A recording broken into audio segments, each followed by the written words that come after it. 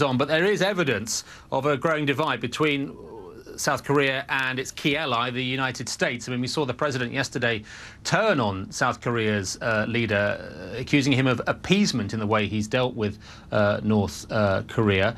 And interestingly, we have the president and others in the US talking about the prospect of using maybe the nuclear option to deal with North Korea. All options remain on the table.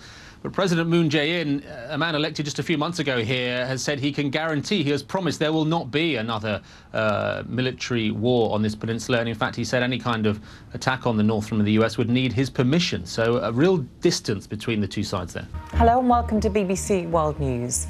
A missile training drill has been carried out by South Korea in response to the North's most recent nuclear test. It comes after a blunt warning from Washington that it's ready to use its nuclear capabilities to defend itself and its allies against threats from North Korea. The UN Security Council is holding an emergency meeting on Monday to discuss North Korea's continuing defiance. From Seoul, Robin Brandt reports.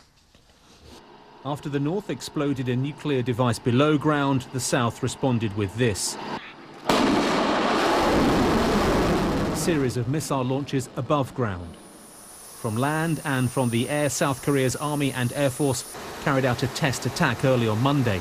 These are conventional weapons. The South doesn't have a nuclear capability. The military said they hit their target in the East Sea. It was designed to replicate an attack on North Korea's nuclear testing site. 조선민주주의인민공화국 핵무기연구소 상명. Across the border over the weekend, this was how North Koreans heard about their nation's perfect success that was their 6th nuclear missile test. It was more powerful than any before and came with claims that Kim Jong-un now has the ability to order a nuclear strike on mainland America. A few hours later in Washington, having briefed the president, the US Secretary of Defense gave this very stark warning. Any threat to the United States or its territories, including Guam, or our allies, will be met with a massive military response, a response both effective and overwhelming. In a tweet just hours after the nuclear test, though, Donald Trump turned on his ally, South Korea. He criticized his counterpart, who's called for dialogue, calling it appeasement. President Moon, though, said the nuclear test would only isolate the North further. North Korea has made an absurd tactical mistake by committing a series of provocations, such as launching ICBM missiles and conducting a nuclear test, which has heightened tensions on the peninsula and is threatening world peace. China has a crucial role to play in this. Hosting a handful of world leaders at a summit, President Xi Jinping urged restraint on all sides. The leaders of China and Russia promised to deal appropriately with their rogue neighbor. This was a show of strength from South Korea as dawn broke this morning. But its leader wants the focus now to be on even tougher economic sanctions as the United Nations Security Council meets later. Robin Brandt, BBC News, Seoul.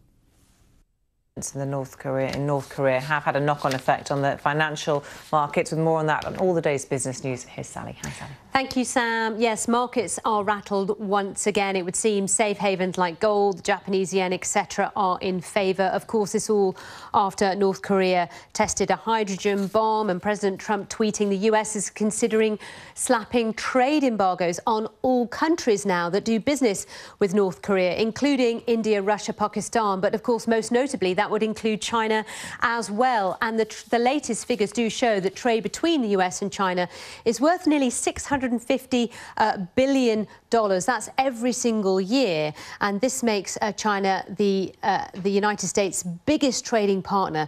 And many experts believe that Washington is leaning on Beijing to try and isolate North Korea further. Trade with China is crucial to the fortunes of North Korea, with over 80% of its northern neighbours' exports being purchased by China across the border. So we'll discuss all that in detail in World Business Report.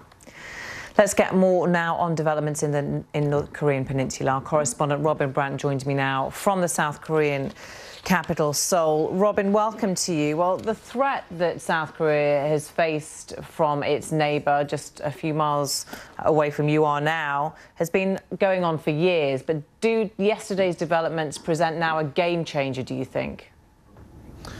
Well, things have definitely changed. This was a test of a nuclear device, a hydrogen bomb. We're led to believe that was the strongest the North Koreans have ever demonstrated. These tests are unusual.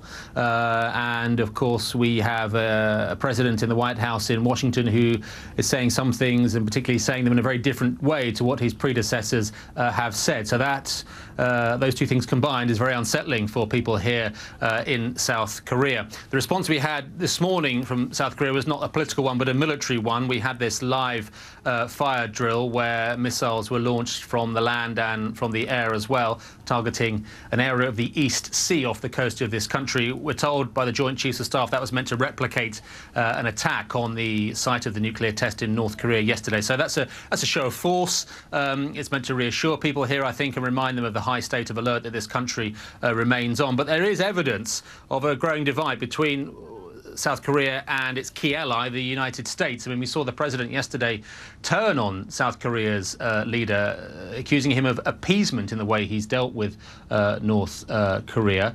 And interestingly, we have the president and others in the US talking about the prospect of using maybe the nuclear option to deal with North Korea. All options remain on the table. But President Moon Jae-in, a man elected just a few months ago here, has said he can guarantee, he has promised there will not be another military war on this peninsula. And in fact, he said any kind of attack on the North from the US would need his permission. So a real distance between the two sides there.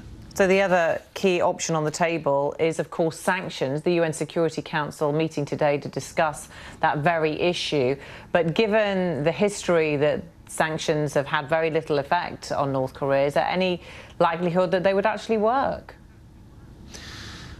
Well, the short answer to that at the moment is no, because they haven't worked. It doesn't mean that others won't want to pursue them. They remain a key tenet of the approach to the North, and of course no one really wants to get to a place where the only option left is a military option, with nuclear weapons maybe at the heart of that. I mean, South Korea's president wants to see the sanctions regime backed by the United Nations Security Council tightened further. So there are restrictions on trade with coal, iron ore, seafood as well, all the things coming out of North Korea, much of it going to China, and the revenue from that helps finance the regime in the North. He wants to see further restrictions, perhaps aimed at the ability of North Koreans to work abroad, perhaps on their textile industry.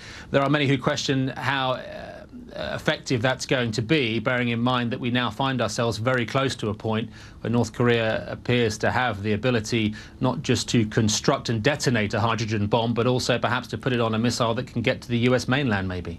Robin Brandt, there we must leave it for now. Thank you.